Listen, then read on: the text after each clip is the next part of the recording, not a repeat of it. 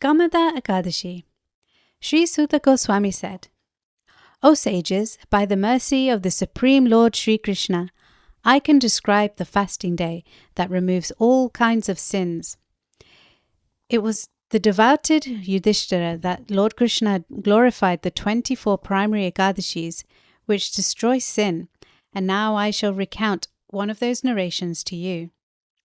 Great learned sages have selected the 24 narrations from the 18 Puranas.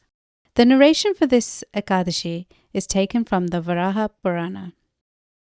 Yudhishthira Maharaj said, O Lord Krishna, please describe to me the Ekadashi that occurs during the light part of the month of Chaitra, March-April.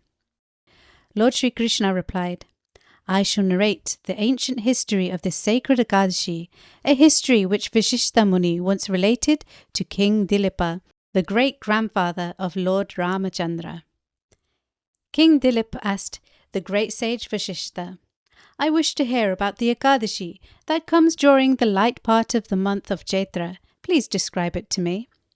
Vasishtha Muni replied, O King, the Ekadashi that occurs during the light fortnight of Chaitra is named Kamada Ekadashi. It consumes all sins, it is very purifying, and it bestows the highest merit upon one who faithfully observes it. Now hear an ancient history which is so meritorious that it removes all of one's sins simply by being heard. Long ago, there existed a kingdom named Ratnapura, which was decorated with gold and jewels, and which sharp-fanged snakes would enjoy intoxication. King Pundarika was the ruler of this most beautiful kingdom, which had many Gandharvas, Kinnaras, and Apsaras amongst its citizens. Among the Gandharvas were Lalit and his wife Lalita, who was an exceptional dancer. Lalita loved her husband dearly, and likewise he constantly thought of her. Once at the court of King Pundarika, many Gandharvas were dancing, and Lalit was singing alone without his wife.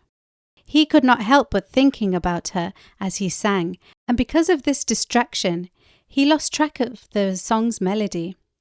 One of the envious snakes complained to the king that Lalit was absorbed in thinking about his wife instead of his sovereign. The king became furious upon hearing this, and he shouted, Because you were lustfully thinking of a woman instead of reverently thinking of your king as you performed your court duties, I curse you to at once become a cannibal. Lalita immediately became fearful, and Lalit became a cannibal, a great man-eating demon whose appearance terrified everyone.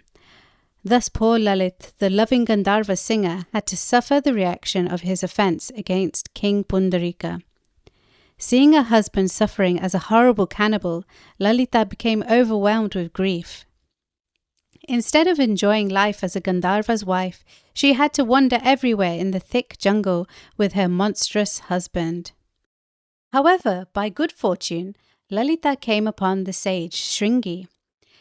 He was sitting on a peak of the famous Vindhyachala hill. Noticing her, the sage asked, Whose daughter are you, and why have you come here? She replied, I am the daughter of the great Gandharva, Viradanva, and my name is Lalita. I roam the forests and plains with my dear husband, whom King Pundarika has cursed to become a man-eating demon.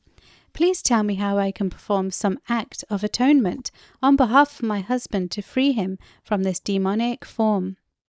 The sage replied, There is an Ekadashi named Kamada that occurs in the light fortnight of the month of Chaitra. If you observe this Ekadashi fast according to its rules and regulations and give the merit you thus earn to your husband, he will be freed from this curse at once. Lalita faithfully observed the fast of Kamada Ekadashi according to the instructions of sage Shringi, and on Devadashi she appeared before him and the deity of Lord Vasudev and said, I have faithfully observed the fast of Kamada Ekadashi. May the merit I have gained thus free my husband from this misery. As Lalita finished speaking, her husband was at once freed from the king's curse. He immediately regained his original form as the Gandharva Lalit. Now, with his wife Lalita, he could enjoy even more opulence than before. All this was accomplished by the power and glory of Kamada Ekadashi. Lord Sri Krishna continued, O Yudhisthira, anyone who hears this wonderful narration should certainly observe this Ekadashi to the best of his ability. I have therefore described its glories to you for the benefit of all humanity. There is no better Ekadashi than Kamada Ekadashi. It can nullify curses and cleanse the consciousness. In all the three worlds among movable and immovable living entities, there is no better day. Thus ends the narration of the glories of Chaitra Shukla Ekadashi, also known as Kamada Ekadashi, from the Varaha Purana. Hare Krishna.